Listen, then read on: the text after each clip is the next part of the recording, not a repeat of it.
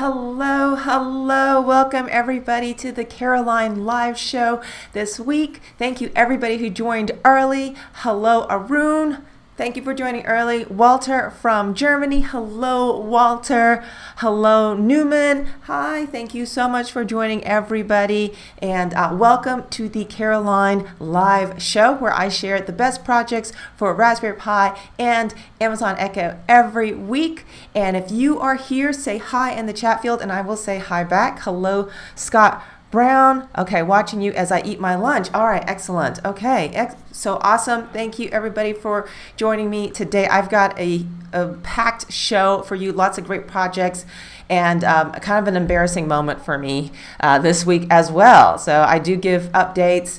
All right, hello Sam. Hi Sam, thanks for joining. And hello Newman from New York. Hi. Hello East Coasters. Woohoo. All right. Okay, so first I always start off with my housekeeping rules. Housekeeping, we do this every Thursday at 3 o'clock Eastern time, my time. This is a place of positivity. And hello Malikia from Morocco. Hi, thanks for joining. And the last housekeeping item, please mute your Amazon Echo device or wear headphones or whatever you need to do, as I cannot edit out the wake word, and I will be saying the wake word a lot during this show. All right, let's see. Eric24824. Hello, Eric. Arun, hello again. All right, let's get started here. Okay, the agenda for this show. Updates from last week. I always tell you what happened to me in the previous week.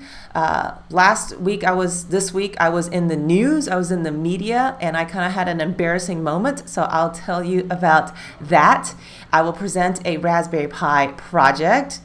I always present a project from Element14, the contest winners of Element14 Online Film Festival. Yesterday was Alexa Live, and I'll give you some highlights from that show, and we'll do kind of a little project. We'll have a little experiment from that, and then at the end of the show, I reveal next week's video. All right, let's see. Hello, Arun from London. Hi, hello from London. All right, and so now we are going to jump right in here. So the way my channel works, if you're new to my channel, I release a recorded video tutorial every Tuesday, and then we do the live show on Thursdays. All right, so Tuesday, I released the plant watering system. This is a Raspberry Pi Arduino project that automatically waters my bonsai tree that is out on my patio right now. And if you missed that, let me drop the link here into the chat field. And let's see, paste, enter. All right, so if you missed that video, please do check it out. I spent a lot of time on that video, please. All right, so let's get on with my updates. Next is 3D printer update. I always give y'all a 3D printer update. I had this whole 3D printer saga going on, so now I just can't quit. Anyway, I was able to print about 30 face shield frames, PPE in PETG this week. Oh God! I hope this keeps on going. I had a ton of printer problems. They had to send me a new printer. I had to change out the hot end. I've done a lot of repairs, and but I've printed 30 PETG face shield frames in the last week. Oh my gosh! In order for me to continuously print all the time, what I ended up doing, if you look at it, it's on a cart. This is actually a rolling cart. What I ended up doing is, during the day, I push the cart into my bedroom, and then I print in the bedroom while I'm in the office because I'm home all day because of COVID-19. And then at night, when I want to go to sleep, I push the cart from the bedroom into my office, and then I keep on printing. So I am able to continuously print on my 3D printer these face shield frames, PPE, for my local community. Okay, Newman, okay. You really like saying okay. Okay. All right. So the other update, So I'm doing this for Atlanta Beats COVID. We are a volunteer nonprofit organization, and we are making PPE. We're makers. We make PPE for our community, and we were featured in our Sunday newspaper in the AJC, Atlanta Journal-Constitution. I live in Atlanta, and we were in the newspaper this week. Woohoo! And I was the one who got the interview. So my quote is now in the Atlanta newspaper talking about Atlanta Beats COVID. So that was really, really cool this week. I was super excited about that. And if you want to check out that article where I am quoted, let me give you the link to that. Alrighty, okay. And so enjoy that. And let me catch up here. Andrew, hi from New York. Hi, Andrew, East Coast. Woohoo. John, hi, Caroline. Hi, John. All right. Okay. So that was really cool being featured in the newspaper this week. And because we were in the newspaper on Sunday, the guy who owns pretty much the largest dealership, actually chain of dealerships, he's got dealerships all over Atlanta, so I'm sure he's like super duper rich. He had his people call me, hunt us down, and they want to do a fundraiser with us. They want to donate a proceeds from all of their car sales, all of their dealerships over Labor Day weekend. They want to make a big donation to Atlanta Beats COVID. Can you believe that? Wow. Oh, so I hope it's not, set in stone or anything. I'm kind of giving a preview of something that may or may not happen, but so far so good. We think that we'll be getting a big donation because we were featured in our newspaper. I'm super excited about that. So fingers crossed that it actually goes through. And but yeah, being in the Sunday newspaper is pretty cool, isn't it? All right, so John says, congratulations. Hello from the Philippines. Wow. Newman says, what? Okay. All right. Wow. Okay, cool. All right. So next, I'm still in the media this week. I was on Tom's Hardware. I don't know if y'all know Tom's Hardware. It's a website, and they've been talking about PCs for many, many years. They are also talking about Raspberry Pis now, and they started a webcast. It's on Tuesdays, and I was a guest commentator on their show. It's called the PiCast, and I was asked to talk about my hand washing timer project. So I posted a video, actually I posted a couple of videos about my hand washing timer, and I'm going to paste the link here in the comments. I posted a tutorial on how to make a hand washing timer. So it is motion activated, and so this is really funny. They wanted me to show the video. They wanted me to show the actual hand washing timer on this Tom's Hardware podcast show, and I was trying to think how I was going to lift up 5 different things onto so that the camera could see it. So I got this food container, okay, this disposable reusable food container, and I was like, okay, here's my project. It was kind of ghetto, okay? I'm sorry, but I was kind of thinking, it's like a science project. Hello. So anyway, that was pretty embarrassing that I had to hold up my project in a food storage container, and disposable, reusable food storage container. But hey, I'm reusing. I'm good. I'm doing my part in repurposing things in my home here. So anyways, I presented my project, and then they started talking about other things, other Pi related stuff, and they started featuring this Pi product called Pi Top. Have y'all heard of Pi Top? I had not. I don't think I'd heard of Pi. I think I'd peripherally kind of heard of Pi Top, but it's not been on my radar, Pi Top, at all. So if y'all have heard of Pi Top, let me know. Okay, Eric says, how goes the Scrabble cheater? Wow, I'm still really terrible at playing Scrabble. Okay, that's the update right there. So if you've heard of Pi Top, let me know. But anyway, we started talking about Pi Top, and it's just a great way if you're trying to learn Raspberry Pi, where you can do different projects on it. And then Newman says he's heard of Pi Top. Does anybody have a Pi Top? Okay.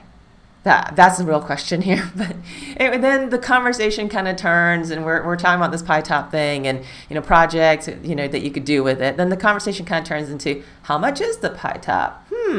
So I go on the website, the PyTop website, and I look to see how much it is. And I kind of have this reaction, like, like this gasp reaction, I think. Actually, if y'all want to see let me give y'all the link to this Tom's Hardware, so y'all can actually see how I reacted on Tom's Hardware show. Okay, let me, okay, I'm going to give you the link so y'all can go watch this show. I know a PyTop. Okay, he says nope. Okay, so anyway, the conversation turns into how much is a PyTop. I go on the internet, I look it up, and I have this moment here because a PyTop is $299. Now, that does include the actual Raspberry Pi. It does include a Raspberry Pi 4 gig, but it includes all this other stuff they packaged it with. They put around it, so there's very little assembly involved in that. So, but I kind of gasp. I've just never spent that kind of money on Raspberry Pi stuff before. I mean, collectively, yes, I've spent well over $299 over all of these years buying Raspberry Pis and accessories for my Raspberry Pi. But in one shot, have I spent $299? No, I have not. So anyway, I was just like, my reaction on the show was just, well. So I'm not thinking who's watching the show. I'm just, I'm commentating. I'm just hanging out on the show. I didn't know they were going to talk about PyTop. Anyway, come the next day, the next morning, I open my email and the CTO of PyTop has been given my email address by the editor of Tom's Hardware, and he has personally emailed me to say he watched the show and he really enjoyed my reaction in a good way to the price point of the PyTop. Okay, so talk about me being really super embarrassed. Oh my gosh, like my face fell, my heart fell. I was just, I had another gasp right then and there reading my emails that morning on my reaction to the price point of the PyTop. All right, long story short, and I've gone on and on about this, but long story short, hey, I told the CTO of PyTop I would apologize for my reaction. I'm very sorry about my reaction. I hope I don't, ruin your sales or anything. So I think your product is great. I really do mean that. I think that we do need to have ways for people to learn about Raspberry Pi, and the way he's packaged it together is awesome. I think we should be doing this. And, there's no but here. I'm just saying, hey, this is great. I'm very sorry about my reaction to your price point. Long story short, we've got a meeting set up for next week, and we are going to chat, and maybe we might be featuring PyTop on this channel. Maybe not. I don't know. I'm not quite sure what we're going to say when we get on the phone, but we are going to get on the phone next week, and I might let you know how it happened. So if you want to know what happened, let me know. So anyway, so that was my embarrassing moment for this week. Yes. So, all right, next. Yes, my project for this week for Raspberry Pi is the PiBook Pro. Oh wait, let me go back. Okay, hold on a second. Before I move on, let's go back here to the PyTop here. So if you want to know about PyTop, let's go over to my Chrome browser. So let's see, PyTop. This is the PyTop website. If you're interested in buying one, here we go. So if you do buy one, let me know about the PyTop. And and then this is the AJC. This is the Sunday newspaper. This is the web version of the article that I was quoted in. Woohoo! All right. So next, we're moving on to the PiBook Pro. All right. So how did this come about? This PiBook Pro. Y'all want to see this PiBook Pro, right? All right, so Kush, I cannot pronounce y'all names. I'm so sorry. Kush, it says hi. So we have a new person on the show. He says hi. Hello. Okay, so this is the PiBook Pro, and it attaches to my Raspberry Pi through a USB to USB-C cable. And then I still have to power my Pi through normal means. This is a Raspberry Pi 4.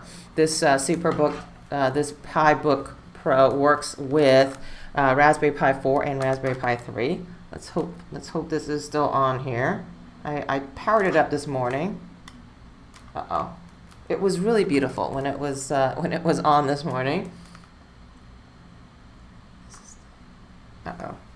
Okay, but anyway, let me see if I can get this going. But in the meantime, it is the Raspberry Pi laptop. It turns your Raspberry Pi into a laptop, but it's still outside of the laptop. It's not actually inside of the laptop. All right, so here's what it looked like. I took a picture of it this morning. Okay, and the screen on this thing is gorgeous. Just by the way, just for the record, let's see if I can get this. Is this thing working? Okay, screen on this thing is gorgeous. Let me see if I can get this thing working. Between hopefully, maybe not. Okay. All right, so let's talk about the PiBook Pro here for a second. There are a bunch of caveats. So when I first saw this, and first of all, this was sent to me. So I want to just mention this was mailed to me, and it included a handwritten letter. That was a really nice touch. And so, hi Caroline, meet MacBook Pro, a laptop shell for Raspberry Pi that didn't start out this way. So anyway, long story short, I received this in the mail. There is a mailing address I have posted on my channel. It is not my home address. I rent a mailbox somewhere else.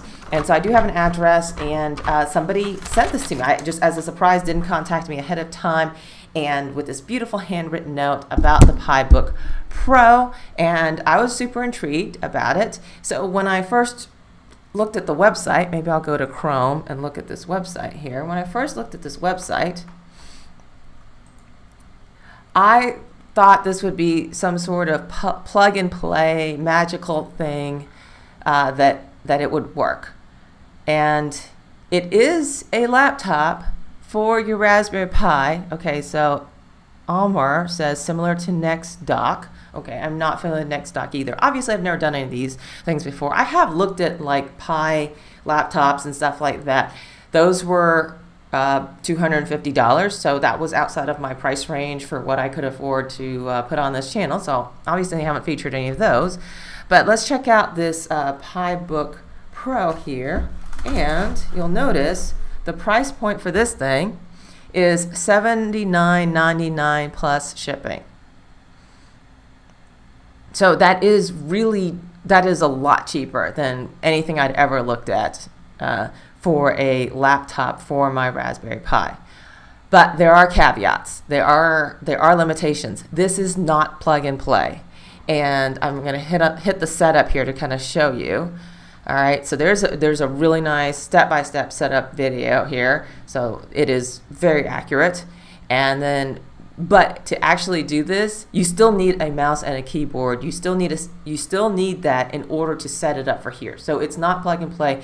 And by looking at these instructions and all of the terminal commands and all of the programs you can download and install, this is not a beginner project either. I would say this is an intermediate project as well. So yeah, wow. So yeah, there's just this. I would say it took me, best case scenario, about 20 minutes to set it up completely. Yeah. Oh, here it is. It came back. Oh, okay. Now that my screen has come back, I think it fell asleep or something. Let's go back to here, and y'all can see the PiBook Pro. And so there's a trackpad on the bottom, and it is just this really beautiful, try to hold this up for the camera, high resolution screen for your Raspberry Pi. So if you can actually go through and do the setup process for this project, for this PiBook Pro, it actually is super duper cool. Okay, so and you're looking at this $80 price point. Let's go back to my Chrome browser. I'm looking at this $80 price point.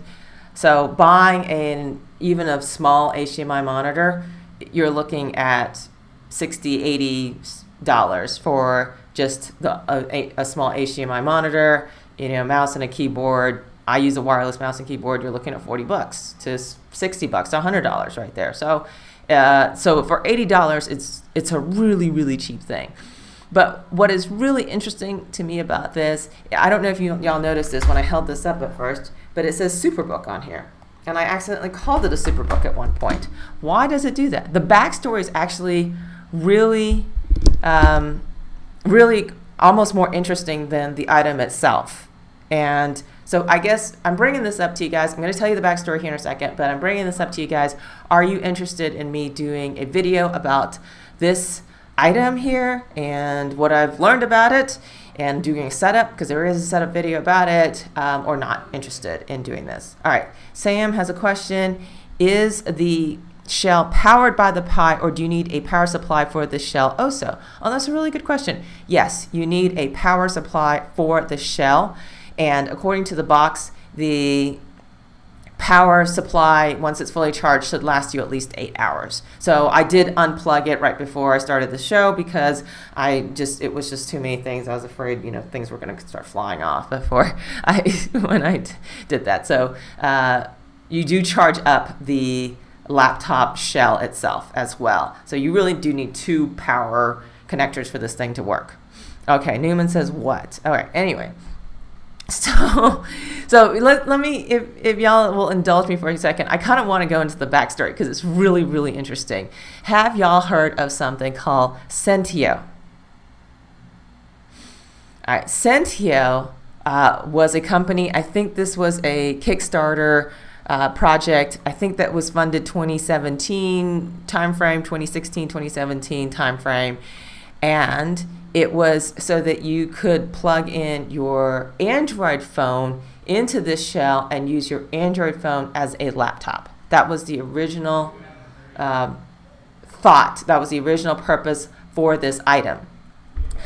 And if you look at the price point was $199. Woo! I guess there was a base model for $139. But yes, $199 to $139. Yeah, so that was a lot more. And here's the most horrible part about this. They were delayed for a year. They had all sorts of problems. So they raised all this money on Kickstarter, and then they had production problems, this problem, that problem. It wasn't plug and play either. There was an app you had to download, and then you had to pretty much jailbreak. Well, you had to put your Android phone into developer mode. It was a pretty advanced kind of setup you had to do. And then, but finally, at the end, they only shipped out, they ran out of money after shipping out 75% of their Kickstarter orders. So 25% of people got screwed on this. Yikes. All right, so which is really weird that I have something for free that somebody paid $199 for back in 2017 and they never got their product. Ooh, so that I feel bad about that. But anyway, my understanding is that the guy who started PiBook Pro, they were able to buy the inventory from Sentinel. One of the other problems about Sentinel was they went into debt with their fulfillment vendor. So their fulfillment vendor said, "I'm not shipping any more of these out." So that's kind of how they got into that situation. They had no more money to fulfill, these Pi shell, laptop shell things. So my understanding is that this is a person not affiliated with Sentio in any way and was able to buy up the inventory. And if you also look at this really closely, he also says that he does not take returns. So if you're unable to be able to follow all these instructions, then you're not going to be able to return it either. So, yikes. Anyway, okay, it says 6-hour battery life. Okay, so you do charge it separately, and it is a 6-hour battery life. So anyway, that is PiBook Pro, and I'm thinking about making another video, down the line, a recorded video on a Tuesday that kind of goes more into depth about this, about the setup and some of the limitations and everything. But anyway, for $80, I'll use mine. Oh, and I almost forgot. Okay, so if you are interested in this, there is a 15% discount. So you actually can get this cheaper than $80, but you still have to pay shipping. And This is only for US people, by the way. He's not shipping international right now. Sorry, guys. But he did give me a 15% discount promo code. The discount promo code is Caroline. So anyway, I thought I'd put that out there. There may be an opportunity where I could talk the guy into giving one of you guys, one of my subscribers, one for free. It would have to be within the US. So anyway, so we'll see how this MacBook Pro goes. So I've got it set up properly. I was able to follow all the instructions, and I'm kind of playing with it right now. And so let me know what y'all think about this. But that's my Pi project for the week. Okay, moving on. Mohammed says, thank you very much for your efforts in the field of smart home. Oh, okay. Thank you. All right. So next is Element14 Online Film Festival. I talk about this every week. I feature a different project from this contest every week. I entered this contest. I'm one of 10 winners, and now I'm going through and featuring all of the other 9 winners on this Element14 contest. All right, so this week I am featuring Amy Worrall from the UK, and her project was called Reverse Engineering a USB Device. All right, Mohammed from Egypt. Almer says, count me in for free. All right, so, and let's talk about Amy Worrall and her reverse engineering USB device. So I'm going to switch over to my Chrome browser so y'all can see her project entry, and I will also, let's see if I can give you the link to her project so y'all can check this out yourself. All right, so check this project out. It's called Reverse Engineering a USB Device, and I started watching it, and then it turned out it was an oversimplification, in my opinion, of reverse engineering a USB device. Because in the project, let me switch this back over to my PowerPoint. She actually got there's this thing that you use. I'm just going to be so bad at describing this. There's a mixer in the theater. There's this like control board, and it costs like $5,000 or something. It's super expensive, and she ended up making her own control board for pennies. Okay, compared to this $5,000. Because she is a theater person and she wanted to have her own control board, and she wanted to do kind of her own projects. So the reason she called it reverse engineering a USB device is what it came down to. She had all the components. She had, put together all the components very cheaply, put it all together, and then she had to reverse engineer a part of it, and that was where she kind of focused her project on. And it was a USB connector within the hardware of her theater mixer. I don't know what this thing is. It was called an ETC. It's called an ETC. Okay. I don't know what that stands for. I'm sure, if you're a theater major, maybe you can explain that to me. But yeah, she essentially made an ETC for pennies compared to the $5,000 it actually cost. So I thought that was a pretty cool project, and I wanted to feature it on my show today. So please do check it out. Amy Worrall from the United Kingdom. All right, so go Amy. All right, next, let's talk about Alexa Live. Yesterday was Alexa, Amazon Echo. They have a big conference for developers, for makers, they've really expanded it. Last year was really just skill developers. And then now it is people making devices that have Alexa in them, skill developers, and then people who are interested in hiring somebody, how to hire somebody to write your skill for you or to work with Alexa with you. So that was yesterday, Alexa Live. It was 3 hours, but they have concurrent tracks. So if you are just there for the 3 hours, you can't watch everything, but they have everything on demand.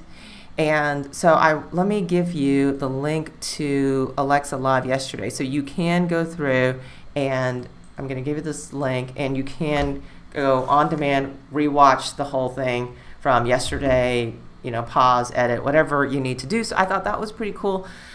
The main thing that they did in Alexa Live yesterday for the skill developers, which is the track I mostly watched, was they just made a lot of announcements, a lot of feature announcements, not features within Alexa itself, but features for developers of skills of Alexa. And a lot of it was really just streamlining the process and making things easier to write skills for Alexa. And I thought that was really cool. So anyway, there is Dondo says, ciao, Caroline from Italy. All right, so ciao, Dondo. I think that's goodbye. So anyway, so this is a short list. This is just some of the features that they talked about yesterday on the show. So basically, they held a bunch of system releases till yesterday, and then they released them all yesterday, basically. So it's a lot of feature releases. So maybe, if y'all are interested in the next couple of weeks, maybe I'll go through a couple different things, a couple highlights, in the next coming weeks on what came out of Alexa Live or the system enhancements for Alexa developers out there. Okay. Why does Alexa not work in all countries? It's mostly the language. They have to sell an Alexa in that country, and they have to speak that language. And they've got a lot of languages now, and I kind of went over that a couple episodes ago. So if you can go back a couple episodes, I talk about how she can speak Spanish, French, Hindi, and Japanese, and some Mandarin. And so check that out to go over all of the different languages that she talks about. So anyway, and also, Muhammad, ask Sam if he's still on this feed here. Sam is an American in Taiwan. I think so, right, Sam? And Sam got a friend to bring him an Echo to Taiwan, and then he set it up as if it was in the U.S. and he's using it. So there are workarounds. So maybe you guys can talk to each other about that.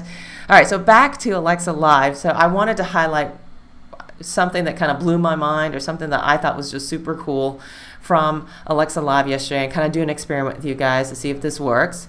And so in the past, as an Alexa developer, I've always had to train people. Like, I go up to people and I say, okay, launch my skill. And to launch my skill, you have to say this. All right. And then they say it wrong, and then it doesn't work. Or they have to try to remember to say it when they get home. Okay. So there's a lot of, audio training involved for me to get somebody to use my skill. And if I put a link, the link just goes back to the Amazon.com. But now they've made it where I can make a link that launches the skill on my Alexa with a link. And the way the link works, it's HTTPS, and then they give you this, and you put in your skill ID, which as the developer, I do know what my skill ID is, and then launch, and it does launch it. So I thought it would be kind of cool if we tried that today. So what I do is I made a little website, carolinedunn.org. Well, y'all know, that is my website. And I made a little page called Alexa. So we're going to go and check that out now. Let's see, where is that? Okay, it's right here. I'm going to go to my Chrome browser, check that out. So I made a little website page, Alexa, and then I have that URL with the skill ID on it. And I wanted to see if that would work. And hopefully that does work on this show. So I'm going to hit launch my running clothes skill here. And this is, I'm going to launch my run, and because I've got several devices, it's going to ask me which device I want it on. This is my Echo. Ready to try the skill running close? Yes. Here is the skill running close, launched from the web or a mobile device. Thanks for returning to the running close advisor. I can provide you with running close recommendations based on current weather or your inputs. Which would you like? Current weather. The link to enable permissions has been sent to your Alexa app. Okay. All right, so there is, okay, Alexa, stop. Okay, so that was the running clothes skill on Alexa, but I didn't have to say Alexa launch running clothes. I did it from my browser using that new link syntax that they provided. So and it worked. Woohoo! And that's how it works. So if you have a website or if you have a link you can send to somebody, this is, let me just go back. This is the syntax for that link, and I just simply put that on my website and I launched it, and there you go. So if y'all want, I know y'all aren't probably interested in this, but if you want to try that out for yourself, caroline.org/Alexa, y'all can launch it onto your device too. And so check out Running Close, one of my most famous apps apparently, is an award-winning app on Amazon Echo. All right, so, okay, and then, oh, there it goes. Okay, so Ahmer has given Mohammed the information that you need for Alexa. Okay, thank you. All right, perfect. Okay, so now that was my little demo for Alexa. That's one thing of about 100 things I learned yesterday during Alexa Live. So anyway, so check it out. Okay. Skill link. I like this feature. Very helpful to market skills. Exactly. Yeah, this is going to be huge. So everybody check out carolinedunn.org/Alexa and launch Running Close. All right, so next, I think this is pretty much the end. Oh, yes, this is pretty much the end of my show. So at the end of my show, I always tell you what the video is going to be for next week. And next week, I am doing an announcement from Plex. Actually, Plex, the announcement actually dropped today. I'm going to make a video. I'm going to post it on Tuesday to go over this in grave detail. But basically, Plex, it has announced free live TV in all of the countries that they serve, 80 channels. So I think that's pretty cool. And let's see, they did post their announcement today. So if y'all want to see the Plex announcement from today, let me copy and paste that and into the chat field here, and I'll show you the Plex. Let's see, show you the announcement. And so this is they free streaming live TV. It's 80 channels. It is not local channels, okay? But because it's not local channels, it's on the web. These are web TV stations, and you don't need an antenna. So I have this whole other video where I got an antenna. I got a Home Run HD, which is a TV tuner. I got all this equipment, and then I could get local news or local TV and DVR it. You still need to do that. That hasn't changed. But now, if you just want to watch free TV, free web TV live shows, you can get that through Plex. Free account. You can just create a free account. You don't need to buy a bunch of equipment. You can watch on your laptop. You can watch on your smart TV. You can watch on Chromecast, Apple TV, all that good stuff. This is pretty cool. So now they have free live TV, and yes, this is available in over 200 countries, 80 channels. So anyway, I'm going to make a full-on video about this, go into the details, do a demo of this on my channel on Tuesday. So check it out. That is coming up. So I'm pretty excited about that. If you don't have a Plex account, please sign up for a Plex account using the link that I'm providing here today. And that's because I get credit. I am an influencer for Plex, and I get credit for everybody who signs up for a free account. So please, if you haven't done so already, please do sign up for a free account. It's available worldwide, and now you can watch. To my understanding, there are now 14,000 free movies on Plex, and now 80 free TV channels on Plex as well. So I'm pretty excited about that. So I'll talk more about that on Tuesday. So please do check that out. And that brings me to the end of this show. Thank you so much for joining me. This was Project Ideas with Caroline. It's the Caroline Live Show. Woohoo! Let's see. Do you know if it works with Roku? Yes. Oh, Plex works great with Roku. Yes. And I have an older Roku. I think I've got the Roku 3 or something like that. I've had that for a while. So yes, it does work with Roku. So anyway, so yeah, check it out. And if you have any questions, let me know. Otherwise, Tuesday, Plex video. Thursday, I'll be right back here. And I'll see you then. Bye now.